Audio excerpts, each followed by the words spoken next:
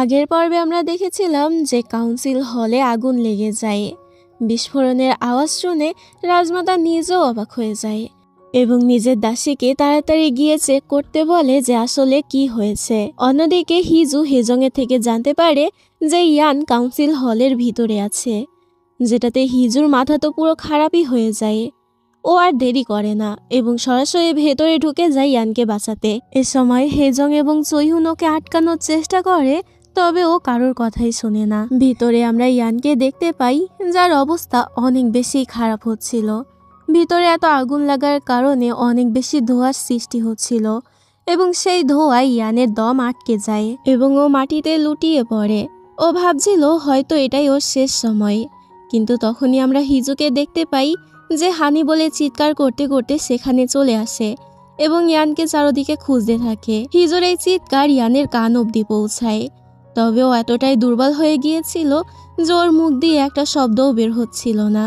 এ সময় ইয়ানের হিজুর বলা কথাগুলো মনে পড়তে থাকে, যেখানে হিজু ওকে বলেছিল আমি সব সময় তোমার সাথে থাকবো আর তোমাকে রক্ষা করব।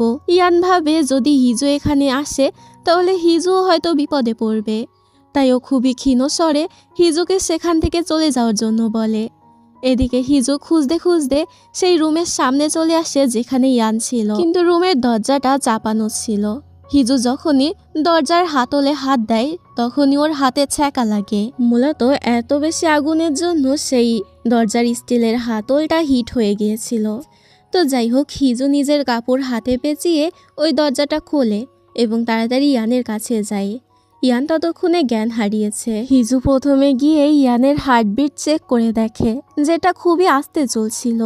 হিজু ইয়ানের জন্য খুবই চিন্তায় পড়ে যায় এবং ইয়ানকে তাড়াতাড়ি উঠতে বলে, তবে ইয়ান তো ওঠে না। হিজু এরপর ইয়ানকে সেখান থেকে টেনে নিয়ে যাওয়ার জন্য চেষ্টা করে, কিন্তু ওর পক্ষে ইয়ানকে ক্যারি করা এতটাও সোজা ছিল না। মানে ও পারছিলই না ইয়ানকে ক্যারি করতে। তাই ও ইয়ানকে ডাকতে থাকে যে কোনোভাবে যদি ওর জ্ঞানটা ফেরানো যায়, তবে কোনো লাভ হয় না। তাই হিজু তখন চিৎকার করে সাহায্যের জন্য ডাকতে থাকে আর কান্না করতে থাকে, তবে কেউই ওর শব্দ শুনতে পায় না। অন্যদিকে ইয়ুন কাঁদতে কাঁদতে তাড়াতাড়ি রাজমাতার কাছে দৌড়ে আসে আর বলে প্রাসাদে আগুন লেগেছে। এটা শুনে রাজমাতা অনেক বেশি অবাক হয়ে যায় এবং নিজের দাসীর কাছে জানতে চায় আসলে হয়েছেটা কি। রাজমাতার দাসী ওনাকে জানায় যে কাউন্সিল হলে আগুন লেগেছে। এটা শুনে রাজমাতা তো অনেক বেশি চিন্তায় পড়ে যায় এবং জিজ্ঞেস করে ইয়ান ঠিক আছে তো? তখন ইয়ুন ইয়ানের নাম ধরে কান্না করতে থাকে এবং বলে আমার আঙ্কেলের হয়তো বিপদ হয়েছে। রাজমাতা নিজের দাসীর কাছে জিজ্ঞেস করে ইয়ান ঠিক আছে তো? তবে দাসী কোনো উত্তর দিতে পারে না। রাজমাতা বারবার জিজ্ঞেস করতে থাকে ইয়ানের কি হয়েছে। এখানে রাজমাতা প্রায়ই ইয়ানের চিন্তায় কান্নাই করে দিচ্ছিল। তো সিন এখানে কাট হলে আমরা পরের সিনে দেখতে পাই হিজু কোনো মতে হয়তো ইয়ানকে বাইরে বের করে এনেছে, তবে ইয়ানের জ্ঞান এখনো ফেরেনি। ম্যাডাম চই হিজুকে একটু রেস্ট করে নিতে বলে আর বলে তুমি কেন নিজের জীবনের ঝুঁকি নিয়ে এটা করতে গেলে? ওখানে যদি প্রিন্স ইয়ানের সাথে সাথে তোমারও কিছু হয়ে যেত তাহলে কি হতো? হিজু এর উত্তরে বলে যদি আমি ইয়ানের জায়গায় থাকতাম তাহলে ও ঠিকই আমাকে বাঁচাতে যেত। ও আমাকে বাঁচাতে যেত যেমনটা সবসময় ও করে, তাহলে আমি কি করে হাত গুটিয়ে বসে থাকতে পারি? এরই মধ্যে ডংও সেখানে হন্তদন্ত হয়ে চলে আসে। মূলত ওইখানে ইয়ানের জন্য নয়, বরং হিজুর জন্য এসেছিল। ডংও দেখতে পাই হিজু নিজের হাতে অনেক বেশি আঘাত পেয়েছে। তো হিজু এবং ডংও একটু আলাদা কথা বলার জন্য যায়, যেখানে ডংও তো ওর উপরে প্রায় চিৎকারই করে ওঠে যে তুমি কেন নিজের জীবনের ঝুঁকি নিয়ে প্রিন্স ইয়ানকে বাঁচাতে গেলে। হিজু ওকে নিজের গলার স্বরটা একটু নিচু করতে বলে এবং বলে তো আমি কি করতাম? ইয়ানকে কি ওভাবে মরতে দেখতাম? ডংও বলে হ্যাঁ দেখতে, ওকে ওর মতো মরতে ছেড়ে দিতে, তাও তুমি কেন নিচে গেলে? এটা শুনে হিজু ওর দিকে এভাবে তাকিয়ে থাকে। ডংও বিষয়টা বুঝতে পারে এবং বলে আসলে আমি রাগের মাথায় বলে ফেলেছি। তবে হিজু তারপরও ওর দিকে সন্দেহ ভরা দৃষ্টিতে তাকিয়ে থাকে। অন্যদিকে হেজং অনেকটা চিন্তা করছিল, তখন সেখানে চৈহুন চলে আসে। আমরা দেখতে পাই যে চৈহুনেরও হাতে অনেকটা আঘাত লেগেছে। চৈহুন হেজংকে এভাবে চিন্তা করতে দেখে বলে চিন্তার কোনো বিষয় নেই, হিজু এবং প্রিন্স ইয়ান দুজনেই ঠিক আছে। তবে হেজং তখন কান্না করতে থাকে, যেটা দেখে চৈহুন অবাক হয়ে যায়। হেজং কাঁদতে কাঁদতে ওকে সরি বলে আর বলে আমার জন্য এসব কিছু হয়েছে, প্রিন্স ইয়ানকে একা ছাড়া আমার উচিত হয়নি। এটা শুনে চৈহুন ওকে বোঝায় এতে ওর কোনো দোষ নেই। চৈহুন বলে আগুন তো লাগতোই, এটা তো একটা অ্যাক্সিডেন্ট। আর যদি তুমি প্রিন্স ইয়ানকে একা না ছাড়তে এবং তার সাথে থাকতে তাহলে কি তুমি ম্যাজিক্যালি তাকে আগুন থেকে বের করে আনতে পারতে? হেজং তখন কোনো কথা না বলে চৈহুনের যে হাতে আঘাত লেগেছিল সেখানে আলতো করে স্পর্শ করে এবং বলে তোমাকে ধন্যবাদ। চৈহুন এটা শুনে অবাক হয়ে যায়। সিন এখান থেকে একটু ফ্ল্যাশব্যাকে চলে যায়, যেখানে আমরা দেখতে পাই হিজু আগুনের ভিতরে চলে যাওয়ার পরে চৈহুন এবং হেজং তো অনেক বেশি চিন্তায় পড়ে যায়। তবে চৈহুন এভাবে হাত গুটিয়ে বসে থাকতে পারে না, তাই ও ভিতরে চলে যায় ওদেরকে বাঁচানোর জন্য। হেজং তো এতে আরও চিন্তায় পড়ে যায়। তবে ভাগ্যবশত কিছুক্ষণের মধ্যে চৈহুন হিজু এবং ইয়ানকে নিয়ে বাইরে বেরিয়ে আসে। মূলত এভাবেই ওরা বেঁচে গিয়েছিল। সিন বর্তমানে আসলে হেজং চৈহুনকে ধন্যবাদ জানায় আর বলে আজ তুমি না থাকলে হয়তো ওদের কিছু একটা হয়েই যেত। চৈহুন বলে আরে কোনো ব্যাপার না, এমনিতেও এটা তো আমারই দায়িত্ব ছিল। হেজং চৈহুনকে বলে আমার না সত্যি তোমাকে নিয়ে অনেক বেশি চিন্তা হচ্ছিল যে তুমি আবার আঘাত না পেয়ে বসো, তোমার কোথাও ব্যথা লাগেনি তো বেশি? চৈহুন এতে অবাক হয়ে ওর দিকে তাকিয়ে থাকে। তবেও মনে মনে খুশিও হয় যে হেজং সত্যি সত্যি ওর জন্য অনেক কেয়ার করছে। এবার হেজংয়ের চোখ থেকে তখনও পানি পড়ছিল, যেটা দেখে চৈহুন হেসে বলে এবার তো তুমি কান্না বন্ধ করো, তোমাকে কাঁদতে দেখে একদমই ভালো লাগে না। হেজংও এবার হেসে দেয়। তো এরপর দেখা যায় হেজং হিজুর কাছে আসে, যেখানে হিজু জানতে চায় ইয়ানের তো আজ কাউন্সিল হলে যাওয়ার কথা ছিল না, তাহলে ও কাউন্সিল হলে কি করতে গিয়েছিল? হেজং একটু মনে করে বলে আসলে প্রাইম মিনিস্টার ডংউই ওনাকে ডেকেছিল, কি একটা গুরুত্বপূর্ণ মিটিং ছিল এই জন্য। মূলত আগের পর্বে আমি একটু ভুল বলে ফেলেছিলাম, রাজমাতা ইয়ানকে কল করেছিল তবে ইয়ান কলটা রিসিভ করেনি। এর পরপরই ডংউ মেসেজ করে ওকে কাউন্সিল হলে আসতে বলে। তো রাজমাতা নয় বরং ডংউই ওকে কাউন্সিল হলে ডেকে নিয়ে গিয়েছিল। তো এবার এটা জানতে পেরে হিজুর তো ডংউর উপরে আরও বেশি সন্দেহ হয়। যাই হোক, হিজু এর পরে ইয়ানের পাশে এসে বসে। ইয়ানকে এভাবে অজ্ঞান অবস্থায় দেখে হিজুর মনটা খারাপ হয়ে যায় আর ওর বারবার আগুনের সেই দৃশ্যগুলো ওর চোখের সামনে ভাসতে থাকে। তার সাথে ইয়ানের সাথে কাটানো ওর সমস্ত মুহূর্তগুলোর কথা মনে পড়তে থাকে, যেখানে ব্যাকগ্রাউন্ডে ইয়ান হিজুকে বলছিল লোকজন যেন সত্যিই বিশ্বাস করে যে আমাদের এই অদ্ভুত কন্ট্রাক্ট ম্যারেজটা সত্যি, সেজন্য তোমার প্রতি গভীরভাবে আকৃষ্ট দেখানো ছাড়া আমার আর কোনো উপায় নেই। তুমি লোকজনের চাপে মাথা নত করো না, কখনো পিছু হটবে না আর নিজের অবস্থান থেকেও সরে যেও না। আমি আমার সর্বস্ব দিয়ে তোমার পাশে থেকে লড়ব। আমার কাছেও এমন কিছু আছে যা তোমার নেই, যেমন তোমার মাঝেও এমন কিছু আছে যা অন্য কারোর মধ্যে নেই। আর তুমি যদি চাও আমি নিঃসংকোচে আমার সবটুকুই তোমাকে দিয়ে দিতে প্রস্তুত। তো এসব কিছু ভেবেই হিজু ইয়ানের বুকে মাথা রাখে এবং বলে তুমি বলেছিলে যে রাজপ্রাসাদই আমাদের জন্য সব থেকে সেফ একটা প্লেস হবে, কিন্তু এই পৃথিবীতে আদৌ কি তোমার জন্য কোনো সেফ জায়গা আছে? অন্যদিকে ডংউকে দেখা যায় যার সহকারী ওকে জিজ্ঞেস করে এখন কি আমাদের কিছু করা উচিত? ডংউ বলে আপাতত কিছু করতে হবে না, আগে প্রিন্স ইয়ানের জ্ঞান ফিরুক। পরের দিন প্রাসাদে আগুন লাগার ব্যাপারে সমস্ত জায়গায় নিউজ হয়ে যায়। হিজু নিজেও ইনভেস্টিগেশন টিমের সাথে যোগ দেয় যাতে এই কেসটা ইনভেস্টিগেশন করতে পারে। ও নিজে সিসিটিভি চেক করে তবে তেমন কিছু পায় না, তাই হিজু প্যালেসের সকল সার্ভেন্টদের জিজ্ঞাসাবাদ করতে চায়। চৈহুন বলে এতে করে রাজমাতার কাছ থেকে পারমিশন আনতে হবে, আমি নিজে গিয়ে তার সাথে কথা বলবো। হিজু বলে এর কোনো দরকার নেই, আমি নিজে তার সাথে কথা বলতে চাই। তো যেই বলা সেই কাজ, এরপরও রাজমাতার সাথে দেখা করতে চলে আসে। রাজমাতা অনেক চিন্তিত হয়ে হিজুকে জিজ্ঞেস করে ইয়ান এখন কেমন আছে, আমি ভাবছিলাম ওকে একবার দেখতে যাব। হিজু রাজমাতার এরকম মায়া কান্না সহ্য করতে পারে না এবং বলে আপনি কি সত্যি ইয়ানের জন্য চিন্তা করেন? আমি জানি আপনি খুব ভালো করেই জানেন যে ইয়ানের সাথে এই আগুনের ঘটনাটা কোনো অ্যাক্সিডেন্ট নয়, বরং কেউ ইচ্ছে করে ওকে মারার চেষ্টা করেছিল, কারণ ইয়ানের রাজা হওয়ার সম্ভাবনা অনেক বেশি ছিল। আর আমার যতদূর জানা আপনি হলেন একমাত্র যে ইয়ানের বিরুদ্ধে ছিলেন। তো সেদিক থেকে বলাই যায় যে আপনিই হয়তো আগুনটা লাগিয়েছেন। রাজমাতা বলে সব তুমি কি বলছো? হিজু বলে যা বলছি ঠিকই বলছি, আপনি যদি চান যে আমি আপনাকে সন্দেহের তালিকায় না রাখি তাহলে আমাকে ইনভেস্টিগেশনে সাহায্য করুন। আমি চাই সমস্ত সার্ভেন্টদেরকে জিজ্ঞাসাবাদ করতে, তাই আশা করি আপনি আমাকে বাধা দেবেন না। এগুলো বলেই ওকে যে চা দেওয়া হয়েছিল হিজু সেটা ফেলে দেয় এবং বলে, আমার তো এই চা খেতেও ভয় করছে, যদি আপনি এতে কিছু মিশিয়ে দিয়ে থাকেন। এটা বলেই হিজু সেখান থেকে বেরিয়ে আসে। চৈহুন বলে, আপাতত প্রিন্স ইয়ানের এই আগুন লাগার ঘটনাটা নিয়ে পুলিশ কোনো হস্তক্ষেপ করবে না, বরং রাজপরিবারের অভ্যন্তরীণ যে ইনভেস্টিগেশন টিম আছে তারাই বিষয়টাকে হ্যান্ডেল করবে এবং এটাকে পাবলিক করাও হবে না। হিজু এটা শুনে অবাক হয় এবং বলে, কেন পাবলিক করা হবে না? চৈহুন বলে, কারণ প্রাইম মিনিস্টার ডংও নিষেধ করেছে। আসলে আপনাকে যে বিষ দেওয়া হয়েছিল সেই কেসটা এখনও হোল্ডিংয়ে আছে এবং এর মধ্যে আরেকটা কেস রিলিজ করা একদমই উচিত হবে না। এখান থেকে হিজু আরও জানতে পারে ডংও নাকি ইয়ানের সাথে দেখা করতে গিয়েছে। এটা শুনেই ও তো অনেক বেশি চিন্তায় পড়ে যায় এবং দৌড়ে তাড়াতাড়ি ইয়ানের কাছে চলে আসে এবং দেখতে পায় সেখানে ডংও বসে আছে আর সব কিছুই ঠিকঠাক আছে। এতে হিজু একটু স্বস্তি পায়। যদিও হিজু ডংউকে অনেক বেশি সন্দেহ করছিল, তবে ও ডংউকে এই বিষয়ে বুঝতে দেয় না। ডংউ চলে যেতেই হিজু ওর যাওয়ার দিকে অদ্ভুতভাবে তাকিয়ে থাকে। অন্যদিকে দায়ং আর তেজু হিজুকে নিয়ে অনেক বেশি চিন্তা করছিল। তার উপরে হিজু এখন পর্যন্ত ওদেরকে একটা টেক্সটও করেনি। তখনই ওরা দুজন পাশে থাকা দুটি মেয়ের গসিপ শুনতে পায়, যারা কিনা রাজপরিবার নিয়েই গসিপ করছিল এবং ওরা কান পেতে শুনতে পায় ওই দুইজন মেয়ে বলছে লোকজন নাকি বলা বলি করছে ইয়ান নাকি এবার মারাই গেছে। এটা শোনা মাত্রই ওরা দুজনেই তো শকড হয়ে যায় এবং তেজু এতটাই শকড হয়ে গিয়েছিল যে ওর হাত থেকে একটা প্লেট নিচে পড়ে যায়। দায়ং বলে, এবার আর দেরি করো না, তোমার উচিত হিজুকে কল করা। তো দায়ংয়ের কথা মতো তেজুও সেটাই করে, কিন্তু হিজু ওর কলটা রিসিভ করে না।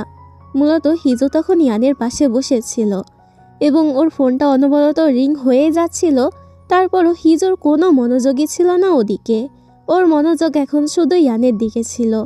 অন্যদিকে ডংউ নিজের রেসিডেন্টে আসতেই ওর সহকারী এসে ওর সাথে কাজের কথা বলতে চাইলে ডংউ নিষেধ করে এবং বলে, আজকে নয়, আজ আমি খুবই ক্লান্ত, তাই কালকে কাজের বিষয়ে কথা হবে।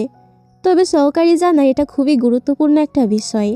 ইয়ানের এই আগুন লাগার ঘটনা নিয়ে এখন রাজপরিবারের যে সচিবালয় আছে তারাও হস্তক্ষেপ করতে চাইছে, কারণ ইতিমধ্যেই সব জায়গায় ছড়িয়ে পড়েছে যে প্রিন্স ইয়ান নাকি মারা গেছে। তো রাজপরিবারের সচিবালয় একটা স্টেটমেন্ট দিয়ে সমস্ত কিছু ক্লিয়ার করতে চাইছে। তো পরের দিনই ডংউ রাজমাতার সাথে দেখা করতে চলে আসে এবং রাজমাতাকে বলে, এখন সময় হয়ে গেছে কিং ইউনকে নিজের সব দায়িত্ব বুঝে নেওয়ার। এতদিন প্রিন্স ইয়ানই রাজ্যের সমস্ত দায়িত্ব সামলেছে, তবে তার শরীরের অবস্থা খুব একটা ভালো নয় আর তার জ্ঞানও তো এখনও ফেরেনি। তো কাউকে তো একটা সমস্ত দায়িত্ব নিতেই হবে, এর থেকে ভালো হবে কিং ইউনি এখন নিজের দায়িত্ব নিজে সামলাক। তবে রাজমাতা এতে রাজি হতে চায় না এবং বলে, আমার মনে হয় আগে ইয়ানের জ্ঞান ফেরা উচিত, তারপরে এই বিষয়ে ভাবা যাবে। তবে ডংউ কোনো কথাই শুনছিল না। ইয়ানের এরকম অজ্ঞান হওয়ার অবস্থার সুযোগ নিয়ে ও ইয়ানকে সমস্ত ক্ষমতা থেকে সরিয়ে দেবে। তবে তখনই সেখানে ঘোষণা হয় যে ইয়ান আসছে আর ইয়ান ভেতরে চলে আসে।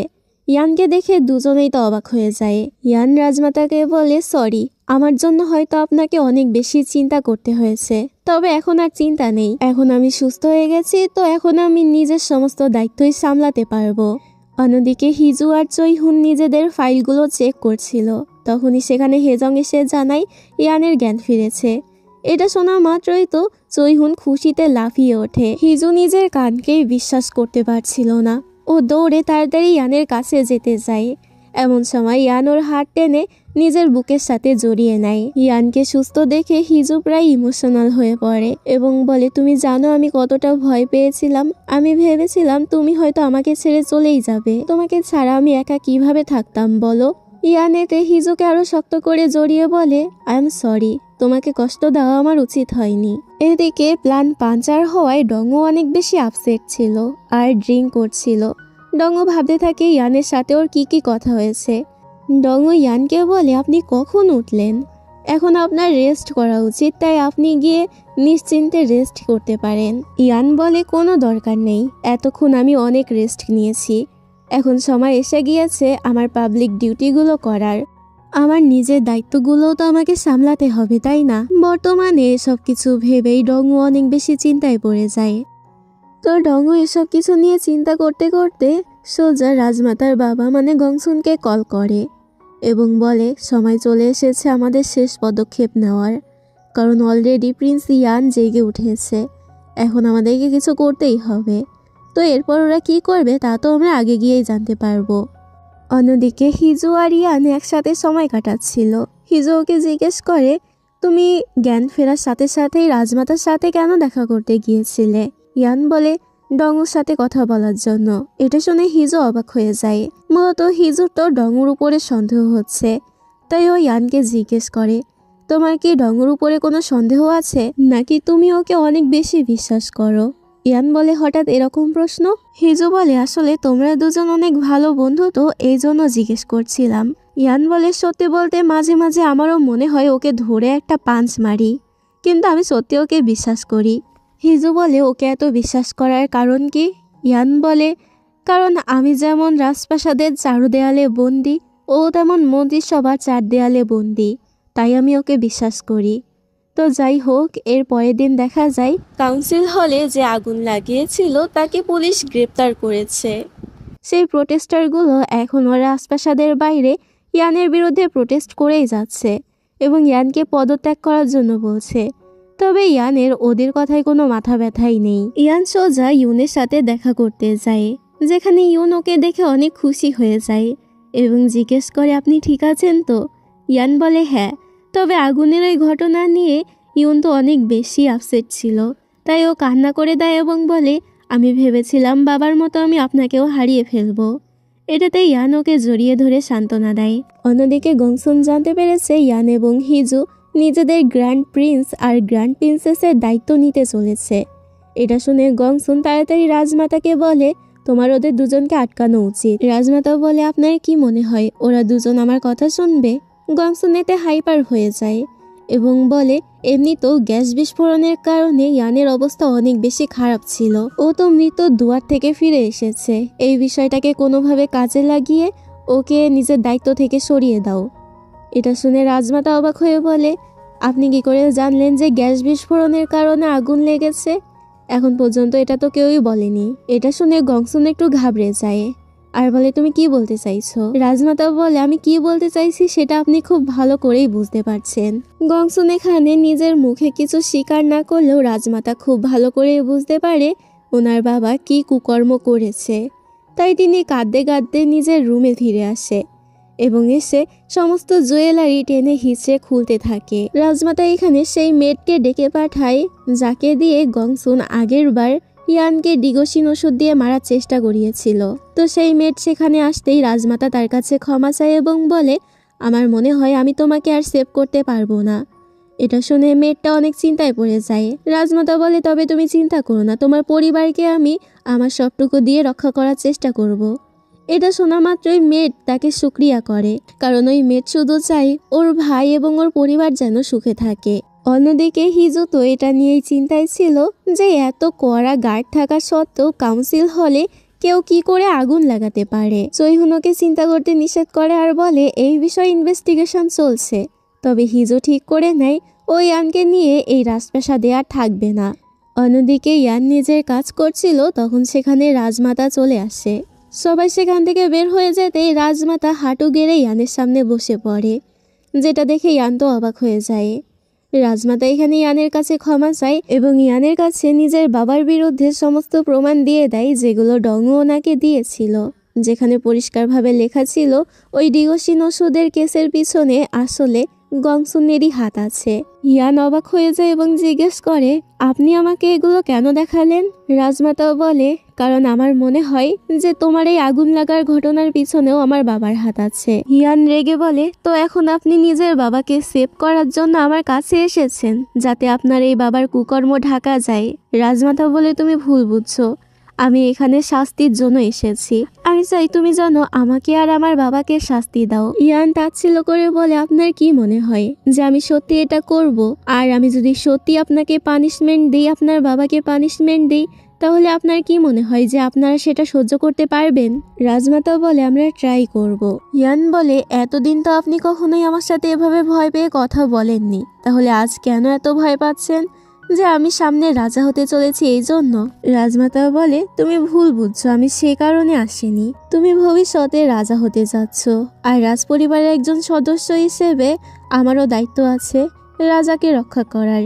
এই কারণেই আমি ক্রাউন রক্ষা করতে এখানে এসেছি। ইয়ান বলে, ঠিক আছে, তাহলে আপনাদের শাস্তি হলো এটাই যে ইতিহাসে সবাই আপনাদেরকে মহাপাপী হিসেবে চিনবে। সবাই জানবে যে আপনারা কতটা কুকর্ম করেছেন। মানে সবাই ওদেরকে মীর জাফর হিসেবে চিনবে। রাজমাতা খুশি হয় এবং বলে, আমাদের জন্য এটুকু শাস্তিও অনেক কম হয়ে যায়, তবে তোমার এরকম মহানুভবতার কারণে ধন্যবাদ। অন্যদিকে আমরা ডঙ্গুকে দেখতে পাই যে হান্টিং করার জন্য শুটিং করার প্র্যাকটিস করছিল। তখন সেখানে হিজু চলে আসে। হিজু এখানে ডঙ্গুর সাথে কথা বলে এবং বলে, হান্টিং করে ওসব অবলা প্রাণীদের মেরে ফেলা কি খুবই দরকার? ওদের কি কোনো অধিকার নেই? ডঙ্গু বলে, এটা রাজপরিবারের একটা ঐতিহ্য। এমন সময় হিজু হঠাৎ করে ওর দিকেই বন্দুক তাক করে, যেটাতে ডঙ্গু তো অবাক হয়ে যায়। তবে পরক্ষণেই হিজু বন্দুকটা সরিয়ে নেয় এবং হেসে ওর সাথে কথা বলে। তবে হিজুর এরকম সন্দেহজনক কথা শুনে ডঙ্গুরও কিছু একটা খটকা লাগে। এরপর হিজু বাড়ি চলে আসে, যেখানে ইয়ান নিজের বিড়ালদের সাথে খেলা করছিল। হিজু ওর পাশে বসে এবং ওর কাঁধে মাথা রাখে। ইয়ান তখন হিজুকে জানায় রাজমাতা এখানে এসেছিল এবং উনি জানিয়েছেন তোমাকে ডিগোশিন ওষুধ দেওয়া এবং এই আগুন লাগার ঘটনার পিছনে তার বাবা আছে, মানে গংসুন। এটা শুনে হিজু অবাক হয়ে যায়। যাই হোক, এরপর হিজু ইয়ানকে ঘুম পাড়িয়ে দেয়। আর পরের দিন সকালে সিন দেখানো হয়, যেখানে ইউন নিজের রয়্যাল ডিগ্রিতে নিজের সিল মেরে দেয় এবং মাকে জিজ্ঞেস করে, এবার আমার আঙ্কেল শান্তিতে রাজা হতে পারবে তো? রাজমাতা বলে, আমিও দোয়া করি যেন এবার সব কিছু ভালোই মিটে যায়। তো এখানে কিছু কথা বলি। এই ড্রামায় রাজমাতা আসলে ইয়ানকে ভালোবাসতো। রাজমাতার ভালোবাসা কোনো সুস্থ প্রেম নয়, বরং একটি টক্সিক অধিকার বোধ বা ক্ষমতার লোভ। স্কুল জীবনে রাজমাতা ইয়ানকে ভালোবাসলেও ক্ষমতার জন্য নিজের বাবার চাপে ও ইয়ানের বড় ভাইকে বিয়ে করে রাজপ্রাসাদে আসে। বর্তমানে ও ইয়ানকে দেবর বা ভাইয়ের মতো স্নেহ করার নাটক করলেও ভেতরে ভেতরে সে চায় ইয়ান যেন সবসময় ওনারই নিয়ন্ত্রণে থাকে। ইয়ান যখন হিজুর প্রেমে পড়ে এবং রাজমাতার ক্ষমতার বিরুদ্ধে দাঁড়ায়, তখন রাজমাতার এই অবদমিত ভালোবাসার তীব্র জেলাসি বা ঘৃণার রূপ নেয়। সহজ কথায় তার ভালোবাসা হলো, আমি যাকে পাইনি তাকে অন্য কারো হতে দেব না এবং নিজের পায়ের নিচে রাখবো। তবে ধীরে ধীরে এই পর্বে রাজমাতা ঠিক হয়ে গেছে, মানে ভালো হয়ে গেছে এবং নিজের ভুলটাকে বুঝতে পেরেছে। অন্যদিকে ডঙ্গুকে ইয়ান ডেকে পাঠায়। ইয়ান বলে, হিজুর ওই ডিগোশিন ওষুধের কেসটা সলভ করার জন্য তোমার আর কতদিন লাগবে? ডঙ্গু বলে, আমি আর বেশি সময় নেব না এবং আমি জানতে পেরেছি এর পিছনে আসলে গংসুন আছে, মানে রাজমাতার বাবা। ডঙ্গু এই বিষয়ে জানে, শোনা মাত্রই ইয়ান তো অবাক হয়ে যায়। ফ্ল্যাশব্যাকে দেখা যায় রাজমাতা ইয়ানকে সতর্ক করে বলে, ডঙ্গু থেকে একটু দূরে থাকো, কারণ ওই সবার প্রথমে জানতে পেরেছিল আমার বাবাই এই কুকর্ম করেছে। তবে ও সমস্ত প্রমাণ আমার কাছে হ্যান্ডওভার করে দিয়েছিল। এটা শুনে ইয়ান কিছুতেই তার কথা বিশ্বাস করতে চায় না। রাজমাতা বলে, আমি জানি তুমি ওকে অনেক বিশ্বাস করো, তবে মানুষ বদলাতে 1 মিনিটও সময় লাগে না। কোনো কিছু উচ্চ আকাঙ্ক্ষা মানুষকে দিয়ে যে কোনো সময় যে কোনো কিছু করিয়ে ফেলতে পারে। তো রাজমাতার এসব কথা ইয়ানে তো তখন বিশ্বাস হয় না ঠিকই, তবে যখন ডঙ্গু এই বিষয়ে নিজে থেকে ইয়ানকে বলে, তখন ইয়ানের তো সন্দেহ হয় যে ডঙ্গুও হয়তো এর সাথে জড়িত। নাহলে ডঙ্গু কি করে জানলো যে ওই ডিগোশিন ওষুধের পিছনে আসলে গংসুনের হাত আছে? ডঙ্গু বলে, এই কেসটা আমাদেরকে বন্ধ করে দেওয়া উচিত, এটা নিয়ে বেশি ঘাটাঘাটি করলে চলবে না। ইয়ান এতে রেগে যায় আর বলে, তুমি কি বলতে চাইছো? অপরাধীকে এভাবে ছেড়ে দেবো? ডঙ্গু চিৎকার করে বলে, তো আর কি করব? উনি হচ্ছে রাজপরিবারের একজন সদস্য, উনি রাজমাতার বাবা, ওনার বিরুদ্ধে কোনো স্টেপ নেওয়া উচিত হবে না। তবে ইয়ান এতে কিছুতেই রাজি হতে চায় না। ডঙ্গু বলে, আপনি কি চাচ্ছেন পুরো রাজপরিবারটাকে ভেঙে ফেলতে? ইয়ান বলে, হ্যাঁ, রাজা হওয়ার পরে আমার প্রথম কাজই হবে পুরো রাজপরিবার বিলুপ্ত করে দেওয়া। এই দেশে রাজপরিবার বলতে কিছুই থাকবে না, যে যার নিজের মতো স্বাধীন জীবন কাটাতে পারবে। ডঙ্গু বলে, এত কিছু করার পরে আপনি এখন নিজের স্বাধীন হওয়ার জন্য এসব কিছু করছেন? ইয়ান বলে, আমি শুধু নিজের জন্য এসব কিছু করছি না, সবার জন্যই করছি। ডঙ্গু সেখান থেকে রেগে বের হয়ে যেতেই হিজু সেখানে আসে এবং ইয়ানকে চিন্তিত দেখে জিজ্ঞেস করে, কি হয়েছে? ইয়ান তখন ওকে বলে, ডংও সবকিছু আগে থেকেই জানতো। হিজো এতে অবাক হয় এবং জিজ্ঞেস করে, তাহলে ডংও কি রাজি হয়েছে গংসুনকে অ্যারেস্ট করার জন্য? ইয়ান বলে, গংসুনকে খুব তাড়াতাড়ি অ্যারেস্ট করা হবে। যদিও ডংও এতে রাজি নয়, তারপরও ওর হাতে আর অন্য কোনো চয়েস নেই। তো এর পরপরই দেখা যায় গংসুনের রেসিডেন্টে ইনভেস্টিগেশন টিম চলে আসে এবং সবকিছু তল্লাশি করতে শুরু করে। সাথে ওরা গংসুনকে অ্যারেস্ট করে এবং ওই মেটকেও অ্যারেস্ট করে, যাকে দিয়ে গংসুন সেই ডিগোশিন ওষুধ দিয়েছিল। নিউজে সবকিছু দেখে রাজমাতা ইমোশনাল হয়ে যায়। তখনই ইউন সেখানে হাসি মুখে চলে আসলে রাজমাতা নিজেকে সামলে নেয় এবং ইউনকে বলে, যখনই তুমি কোনো কিছু নিয়ে ভয় পাবে তখনই কোনো দ্বিধা ছাড়াই নিজের আঙ্কেলের কাছে চলে যাবে, সে তোমাকে সব কিছু দিয়ে হেল্প করবে। ইউন হেসে বলে, ঠিক আছে। এদিকে জেলে ইয়ান আসে গংসুনের সাথে কথা বলার জন্য। গংসুন প্রথমে ওকে বোঝানোর চেষ্টা করে, আমি এসব কিছুই করিনি। তবে ইয়ান তো সব কিছুই জানতো।